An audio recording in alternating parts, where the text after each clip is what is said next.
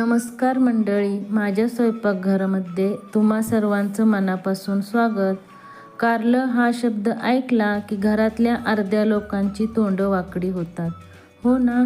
पण आज जर मी तुम्हाला म्हटलं की आज आपण असं एकदम घरगुती साहित्यात कारलं बनवणार आहोत, जे अजिबात कडू होणार नाही, एकदम वेगळ्या पद्धतीने ही रेसिपी पाहणार आहोत.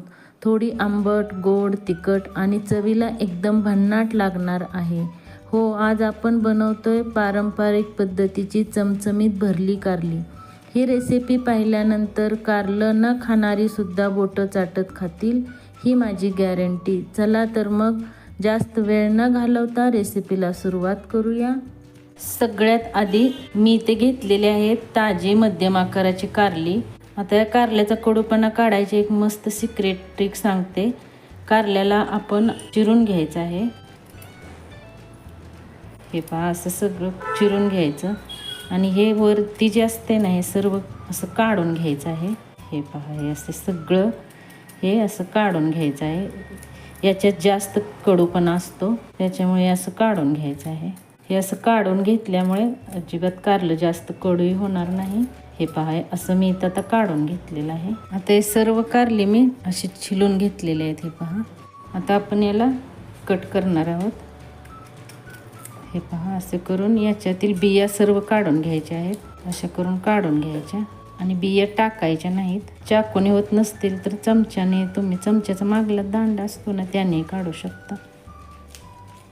हे पहा, असं काढून घ्यायचं आहे. असेच आपण आता सर्व काढून घेऊया. हे पहा, अशा प्रकारे मी आता सर्व याच्यातल्या बिया काढून घेतलेल्या आहेत आणि बिया टाकून द्यायच्या नाहीत. हे आपण पुन्हा कारली भरताना मसाल्यात घालणार आहोत. यालाही थोडं मीठ लावून पाण्यात ठेवून धुवून घ्यायचे आहेत. कडू अजिबात होत नाही. आता आपण कारल्यात मीठ घालणार आहोत. मीठ मी 2 चमचे घातलेलं आहे आणि थोडीशी हळद घालणार आहोत. कारल्यात आता पाणी घालूया आणि याच्यात आता कारली बुडतील इतकं पाणी घालून असे चोळून घ्यायचं आहे. हे पहा, असे. आणि आता 25 ते 30 मिनटं याला असंच ठेवायचं आहे, म्हणजे चांगलं कडूपणा याचा निघून जातो. इथे आपण आता मसाला करणार आहोत. 1 चमचा मी जिरे घेतलेले आहेत. खोबरं पातळ काप करून घेतलेत. तुम्ही किसून भाजून सुद्धा घेऊ शकता. आणि लसूण घेतलेलं आहे. याच्यातच तुम्ही धने सुद्धा घालू शकता, नंतर धनेपूड घातली तरी चालेल. आणि सफेद तीळ 1 चमचा घेतलेले आहेत आणि काही कोथिंबीरच्या काड्या घेतलेल्या आहेत. याने मसाला खूप छान बनतो. चला तरी आता सर्व बारीक करून घेऊया मिक्सरला. हे असं जाडसर करून घ्यायचं आहे, जास्त बारीकी पेस्ट तयार करायची नाही. 25 ते 30 मिनटं झालेले आहेत. छान असं चोळून आपण ठेवलेलं, पण आता 3 ते 4 वेळा स्वच्छ पाण्यानं धुवून घ्यायचं आहे याला. मी आता 3 ते 4 वेळा धुवून घेणार आहे स्वच्छ पाण्याने. असं चोळून चोळून 3-4 वेळा धुवून घ्यायचं आहे आपल्याला. हे आता मी स्वच्छ धुवून घेतलेलं आहे आणि आता याच्यात पाणी घालून शिजवून घ्यायचे आहेत आपल्याला. तुम्ही मोदक करतो त्या चाळणीत ठेवून वाफी देऊन घेऊ शकता. याला आता 80 ते 85% शिजवून घ्यायचे आहेत. कारली शिजते तोपर्यंत मसाला तयार करूया. इथे मी मिक्सरला बारीक केलेला मसाला घेतलेला आहे आणि याच्यात घ्यायचा आहे आता शेंगदाण्याचे कूट. शेंगदाणे भाजून मग कूट तयार करा. आणि या बिया स्वच्छ धुवून घेतलेल्या आहेत, हे आपण याच्यातच घालायचे आहेत. आणि इथे चिंच मी भिजत घातलेली, याचं पाणी याच्यात आपण घालणार आहोत. अशी घातली तरी चालेल, बिया फक्त काढल्या तरी चालतात. आणि हे सर्व मी याच्यात घालणार आहे. 1 चमचा धने पावडर आहे, अर्धा चमचा गरम मसाला आहे. ऑप्शनल आहे, आवडला तर घाला, नाही घातला तरी चालेल. आपला घरचा कांदा लसूण मसाला मी 2 चमचे घेतलेला आहे. तुम्हाला तिखट जेवढं आवडेल तसं तुम्ही घेऊ शकता. स्वादानुसार नमक, कोथिंबीर. हे सर्व आता मिक्स करून घ्यायचं आहे. याच्यात तुम्ही गूळसुद्धा घालू शकता. मी थोडासा घातलेला आहे, तो व्हिडिओ स्किप झालेला आहे. हे असंच आता आपण सर्व मिक्स करून घ्यायचं आहे. मी तर चिंचेचं पाणी केलेलं ना, त्याच्यातच आता हे सर्व मिक्स करून घेतलेलं आहे. गूळ नक्की घाला, गूळ घालताना माझ्याकडून व्हिडिओ स्किप झालेला आहे. आपला मसाला तयार झालेला आहे. कारली शिजलीत का ते पाहूया. हे पहा, कारली आता आपली शिजलेली आहेत. एवढी अशी शिजवून घ्यायचे, जास्त गाळ करायचा नाही. असे 80 ते 85% शिजली पाहिजेत. आता आपण याच्यातलं पाणी पूर्ण नितळवून घेणार आहोत. आता एक सर्व कारली मी काढून घेतलेली आहेत. त्याच्यात आपण आता मसाला भरणार आहोत. हे पहा, असं गच्च भरून घ्यायचं आहे. खाली हे असेल ना असं तर बोट लावायचं आणि असं दाबून भरून घ्यायचं आहे. जाम भरून घ्यायचं आहे. असंच आता मी सर्व भरून घेणार आहे. ते मी आता सर्व कारली भरून घेतलेले आहेत. चला आपण आता याला फ्राय करणार आहोत आणि हा मसाला नंतर वापरायचा आहे.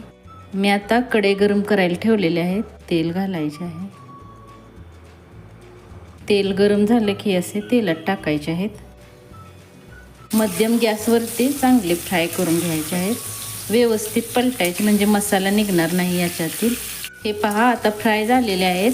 जर तुम्हाला अशीच खायची असतील ना तर हा उरलेला मसाला आहे तो याच्यातच घालून भाजून घ्यायचा आहे. मी आता काढून घेऊन याला कांदा वगैरे घालून आता भाजून घेणार आहे. चला तर याला काढून घेऊया. चला तर याच कढईत अजून थोडंसं तेल घालायचं आहे. जास्त तेल घालायचं नाही. थोडंसं जिरं घालायचं आहे बस. जिरं आपण मसाल्यात घातलेलं आहे त्यामुळे जास्त काही घातलेलं नाही. आणि मी ते कांदा आणि टमाटर चिरून घेतलेला आहे. कांदा याच्यात घालून घ्यायचा आहे.